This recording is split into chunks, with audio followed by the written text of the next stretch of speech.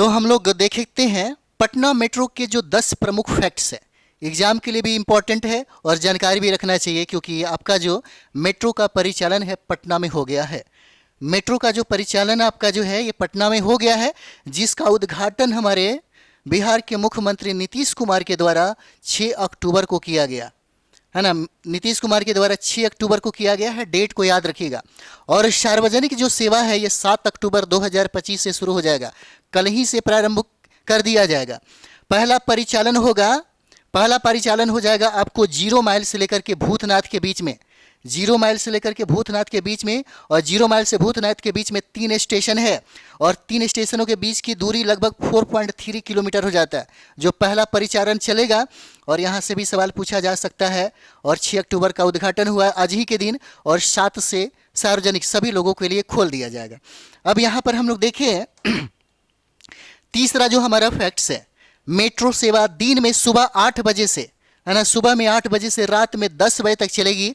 किराया की अगर बात करें, टिकट की बात करें, तो कम से कम किराया होगा एक स्टेशन का लगभग 15 रुपये की, एक स्टेशन की दूरी का जो किराया होगा 15 रुपये होगा। पूरा खंड यहाँ पर देखेंगे, है ना, ISBT से भूतनाथ का किराया तो 30 रुपया हो जाएगा। यहाँ पे पांचवा फैक्ट हम लोग देखेंगे तो ट्रेन कोच की डिजाइन में मधुबनी कला और बिहार संबंधी कलाकृतियाँ शामिल है, जो इंपॉर्टेंट है, पूछा जा सकता है आपके एग्जाम में, इसलिए इसको भूलना नहीं है, याद रखना है, ताकि वे राज्य की सांस्कृतिक पहचान को दर्शा सके। छठा जो हमारा पॉइंट है, लागत एवं वित्त पोषण। प्रस्तावित लागत कितना? 13,365.77 करोड़ लागत का है, जिसमें राज्य सरकार 20% हिस्सा और केंद्र सरकार का 20%, और बाकी जो हिस्सा 60% का है यह वित्त पोषण जापान इंटरनेशनल कोऑपरेशन एजेंसी के द्वारा लगाया गया है। सातवां फैक्ट हम लोग देखेंगे तो विशेषताएं और सुरक्षा में, तो कोचों में 360 डिग्री का CCTV कैमरा लगा हुआ है, आपात बटन है, यात्री संवाद प्रणाली है, आदि सुरक्षा सुविधाएं होंगी, और यहाँ पे स्वचालित टिकट भी होगा।